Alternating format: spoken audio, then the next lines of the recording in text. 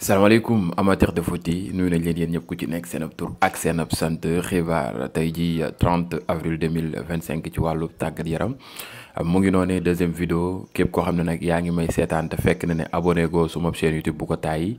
bësal bouton s'abonné bi ngay liker di commenter di partager loolu ngeen ñu mën a soutenir bu baax a baax ci xibaar yi nga xam ne ñu ngi leen koy jox matin midi soir kon nag gars yi bu leen ko tàyyi def leen ko massivement ñi nga xam ne abonné nañ dee leen liker mu ngi noonu di doon wax ci Carlos Ancelotti jamono ji foofee ci Real Madrid coor yi bëri na waaye et tant d'autres joueurs ci mercato bi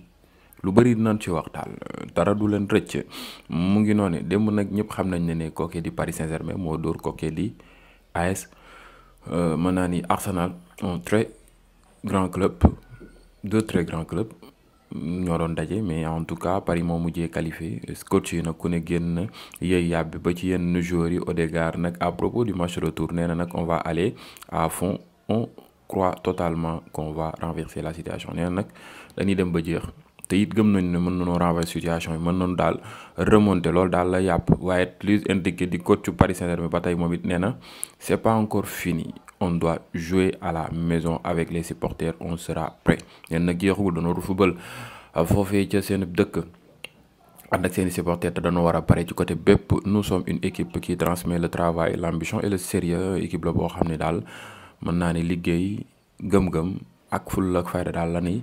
joxe di ko wane ci képp ci lépp loo xam ne daal ñu ngi ciy nekk mu ngi noonu ngeen xamee ko noonu kooku di Luis Enrique nag wax na ci Ousmane Dembélé nee na Dembélé passera des examens mercredi cela ne semble pas être une blessure grave mais nous allons vérifier en vue du match retour kooku di Ousmane Dembélé nag tey jii nii la war a def visite médicale am ngir xool wér-gu-yaramam ci blessure am bi nu mu demee ak nan ak naka la ak lu war a li ni mel ba xam lu grave la ou pas te moom jàppul ne lu grave la kooku di Luis Enrique Ousmane Dembélé nag nee na dafa ressentir gêne rek mais jàppul na ne blessure bu grave la kon amul benn problème gars yi di tiit ak ragal bu kenn tiit mu ngi ci jàmm ak salaam kooku di Ousmane Dembélé waaye nduy na nag wax na ci match Paris Saint-Germain ak kooku ñu naan ko Arsenal défaite bi nga xam ne Arsenal jot na ko am contre le club français l'anglais boobee ñu naan ko waaye Rooney nee na le Paris Saint-Germain aurait pu gagner aujourd'hui avec 2 ou 3 buts d'écart ñaara Paris Saint-Germain mënoon na gagner sax match bi démb lu tolloog 3 ba 2 buts d'écart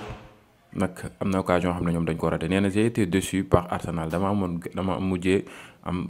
mbetteel ci Arsenal gàcce aussi on peut dire ci performance bi nga xam ne moom lañ ko wane mu ne et par leurs supporters aussi seen supporters yi aussi peut-être wane wuñu loo xam ne nii ñu ngi ko doon xaar ci ñoom mu ngi noonu on aurait dit qu'il pensait on a battu le Real Madrid donc on est déjà en finale peut-être liñ wax comme jàpp que ni daal gagné nañ Real Madrid rek dañuy dem directement finale alors que warul woon mën a demee noonu kookee ñu naan ko Arsenal mu doon une équipe boo xam ne nii vraiment il doit mieux faire de pour pouvoir gagner le Paris Saint-Germain et qualifier en finale du yomb Kylian Mbappé n'a pas réussi à offrir la Ligue des Champions au Paris Saint-Germain durant cette saison au club. Ousmane Dembélé n'est plus qu'à 2 matchs d'offrir la Ligue des Champions au Paris Saint-Germain mu ngi noonu et ce dès sa 2e saison au club loolu nag moom la français yi commencé wax ne Kylian Mbappé jëlul gul Ligue des Champions ak kooku di Paris Saint-Germain 7 ans yi mu fa def Ousmane Dembélé 2 ans rek la fa defagum 2 matchs moo ko dese pour mu jël Ligue des Champions ba xam dina ko jël ou pas français yi commencé te nañ seen i comparaison yi ay waay awaa baax na dem leen rek yéen ku leen wër na ne Paris daal dina ko jël toog leen rek ba Paris jël ko Ousmane Dembélé ngeen soog a joxe seen i mbir seen i comparaison kooku di Donnarumma nag démb daanaka 5 arrêt moom la def 5 sauvetages yoo xam ne di c'était exceptionnel j'ai le sentiment que Donnarumma est actuellement le meilleur gardien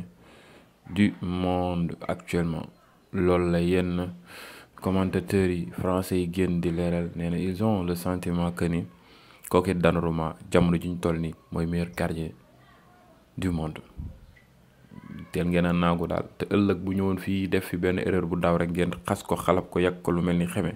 Donnarumma moomee nag Vitinha xam nga moom lañ jox homme du match Vitinha nag dafa jël ballon loolu di trophée homme du match bi dem jox ko Donnarumma ne ko jëlal yaa ko moom te it yaa ko mérité homme du match boobee mu ngi noonee contre Arsenal. Il a pris un selfie avec Donnarumma et l'a posté sur Instagram avec la légende le vrai MVP nee na ko c'est toi le vrai homme du match. Kooke ñu naan ko mën naa ni Vitinha aussi un très grand joueur, un joueur de classe mondiale. Macha allah qui est modeste bu ko neexoon di xiiroog ngaa yokk ci li ni mel wala mu teel li ni mel et il passe à autre chose mais il l'a pas fait. moo ñëw rek jël trophée bi jox ko Thierry Henry nag wax na nee na tout peut arriver, vous êtes toujours en course. Pour moi le Paris Saint-Germain a été largement supérieur dans ce match. Beaucoup de choses doivent changer pour qu'Arsenal puisse s'assurer de les battre. nee na nag mbir yi des na lu ne mën naa am waaw yéen a ngi ci yoon bi ba léegi mais Paris Saint-Germain moo mënoon démb ci match bi nga xam ne amoon na diggante Arsenal ak Paris Saint-Germain. nee na nag pour Arsenal mën a gagner qualifié dem final il faut que mu changer lu bëri ci match retour bi mu ngi noonu loolu la ko ki di Thierry Henry génn leeral ci match boobee. dugg tuuti ci mercato wax ci kan le joueur marocain boobee ñu naan ko Ben Seguir nag jamono ji ñu toll nii Manchester City ak Liverpool club anglais yooyu bëgg nañ koo jënd ngir indi ko seen club mu jàppale leen. Monaco nag mu ngi évoluer montant bi lu tolloog 30 millions d'euros pour ko bëgg a foqati. Liverpool va affronter Manchester City pour le recrutement de Ben Seguir que Monaco évolue à 30 millions d'euros. ñu ngi xaar mbooy bi nan la nar a mujjee ak nan la ak naka la. kookee di Marcus Rashford nag jamono juñ toll nii déwén bëggul toog. kookee di Aston Villa Barça fa la bëgg a dem. moom Marcus Rashford ne veut pas rejoindre Aston Villa, il souhaite rejoindre le FC Barcelone et est prêt à baisser son salaire pour que le transfert se réalise. moom nag pare na pour wàññi salaire am pour transfert bi mën a am foofee ca FC Barcelone. kookee ñu naan ko Marcus Rashford mu ngi noonee ngeen xamee ko noonu un très bon joueur mu ngi noonee. waaye gars yi tey jii nag mën naa ni match bu mag a naram diggante Barça ak kookee ñu naan ko Inter de Milan. ma leen di xaar ci commentaire yi kan ngeen di jox victoire. en tout cas match bu war a décisif la match la boo xam ne dina am rythme am rigueur am lu neex a neex ñu ngi xaar mbir yi nan la nar a demee ak nan la naka la lépp lu ci mënti am di ngeen ko jot ci njekk ak teraanga. yo foofee ñëw ci fan foofee ci Real Madrid. gars yi est-ce que xam ngeen Real Madrid matcham bi mu war a football contre Celta Vigo ba ci sax ko classico bi mook Barça 4 défenseurs képp de métier moom la nar a yóbbu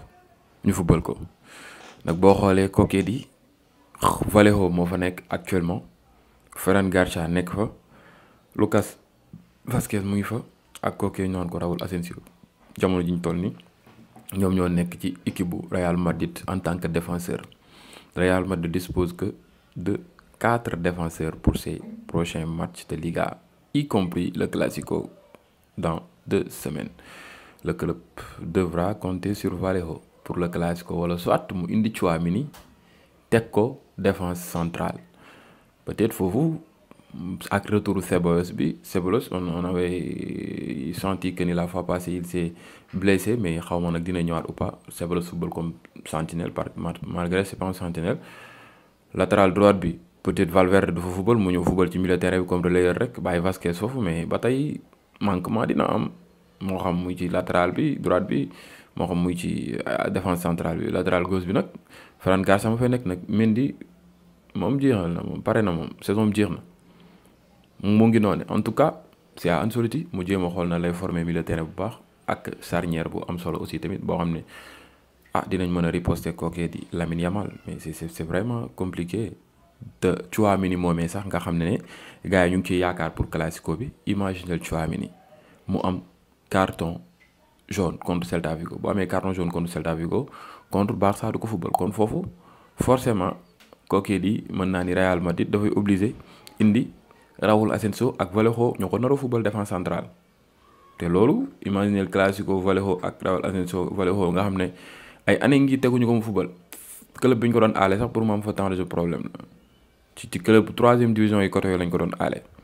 kon loolu dina xaw a compliqué pour Real Madrid. léegi nag ñoom dañuy subir conséquence su le fait que ñu bàyyi ay année ay défenseurs yu complet yu tegu ci temps nekk ci marché bi nga yoroon jënd ngeen ne déedéet actuellement yéen ngi jël Ligue des Champions, vous êtes la meilleure équipe au monde du ngeen jënd joueur te début saison bi day métti rek mais avec le temps da ngeen koy jël et c'est ça le problème de Real Madrid loolu moo indi problème bi yëpp te loolu yàgg naa leen ko kaasal depuis 3 ans maa leen koy wax naan leen man su ma soñoon du ngeen compter ci Militao man su Real Madrid day Real dëgg sax défenseur top mondial bi ñuy am ay ñoom Militao ak ñoom ñi yëpp kenn du ci titulaire mais après gars yi duñ comprendre jamono ji la ñu doo comprendre Militao c'est vrai que ni dafa blessé mais même ba mu blessé wul woon sax Militao yu ci bëri Rudiger moo doon combler yenn absence am c'est quelque chose boo xam ne nii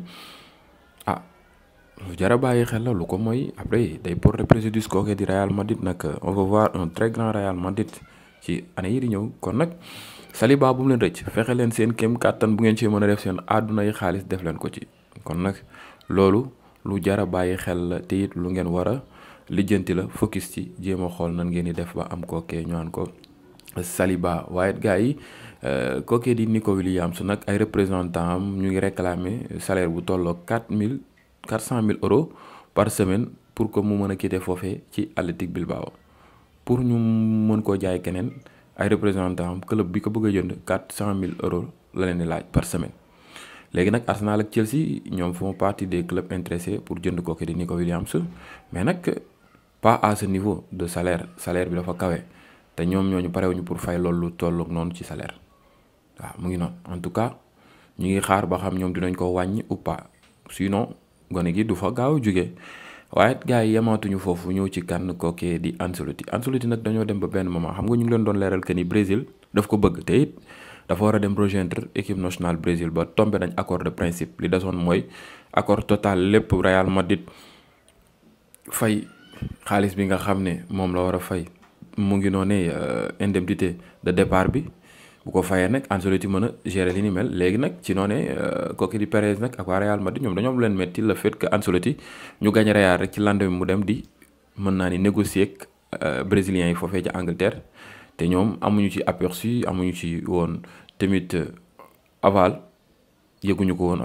en avance léegi nag ba ñu yëgee li ni mel ñoom am lu leen metti comme quoi que ni défaite bi mu ngi mel ni ko ñorul.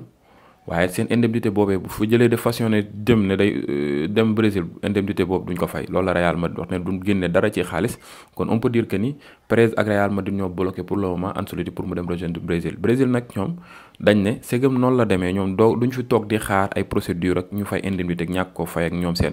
du naree yeex dañuy bàyyi lépp mu tombé à l'eau arrêté merc transfert boobee jéem a jublu ci coach boobee di Mendes coach Al Hilal bu yoroon ñoom Kalidou Koulibaly ci noonu nag on peut dire que ni Brésil ak Ancelotti mbir yi mën na yàqu à tout moment. Florentino Pérez est responsable de l'échec des négociations entre Brésil et Ancelotti. Ancelotti voulait une indemnité de départ car le Real Madrid comptait le licencier 1 an avant la fin de son contrat. Real Madrid nag daf ko bëggoon a licencier 1 an avant mën naa ni la fin de son contrat ci noonu nag da doon réclamer indemnité de départ mais Florentino Pérez ba mu yëgee ne Ancelotti mu ngi négocier ba trouvé na accord ak Brésil ci suuf dafa am lu ko metti ba ne indemnité boobu du ko fay loolu nag moo bloqué li ni mel ci noonu nag Ancelotti dañuy ragal sax mu gérer Real Madrid ba coupe du monde des clubs bi coupe du monde des clubs dañuy ragal mu gérer ko ci lii buñ ko lijjantiwul teel ci beneen wet gi nag waa Real Madrid ñu ngi naan ñoom teewuñu kookee di Ancelotti yàquñu fa transfert am foofee ci Brésil l'essentiel daal mooy ñoom duñ fay indemnité de départ bi te Ancelotti pour mu mën a dem il faut ñu fay ko loolu moom loolu mooy yéene mag bébétam mais aussi gars yi ñu ngi ko doon waajal ay mën naa ni éloge ay mën naa ni ovation yu jéggi dayoo ak ay benn bés spécial pour moom defal ko supporter ak yooyu mais waa Real Madrid dañuy ragal loolu sax ñu mujj koo tegee à côté mais nag man su ma sañoon sax Real ak lu leen Ancelotti mën def bu demoon chercher accord ci suuf négocier ci suuf te yëgoo leen ko sax li ngeen ko war a defal ci wàllub sargal defal leen ko nag bu dul dara ba Real nekk ci difficulté ñëw na ba jëlee leen ci difficulté yooyu mettre yenn joueurs yi à l'aise Vinicius indi ko ci raay bi ay ñoom Karim Benzema jël fa ay trophées yu dul jeex yu bar Real beneen niveau kon nag il mérite beaucoup plus de respect ak lu mu leen mënti woon def man loolu laay jàpp Carlos Ancelotti mérité na ay sargal mérité na ay ovation mu ngi noonee mu doon un très grand coach en tout cas mbiri critique na ci côté vraiment te man moom dama ko mujjee sax ndeysaan yërëm ak difficulté yi nga xam ne jot na ko dund cette saison ak Real Madrid et tout mu ngi noonu may xaar ci commentaire nan ngeen gisee li ni mel ba xam ànd ngeen ci Florentino Pérez ak Real Madrid liñ def ou pas ngeen bindal ma ko ñu waxtaanee ko. terminer xibaar bi ak Barça moomee nga xam ne nag joxe na groupe effectif joueurs yi nga xam ne ñoo war a football contre kooku di Inter tey jii waaye am na ay manquant à part manquant yooyu ñëpp ñëw nañ kan moo manqué Balde ak Lewandowski comme d'habitude Lewandowski moom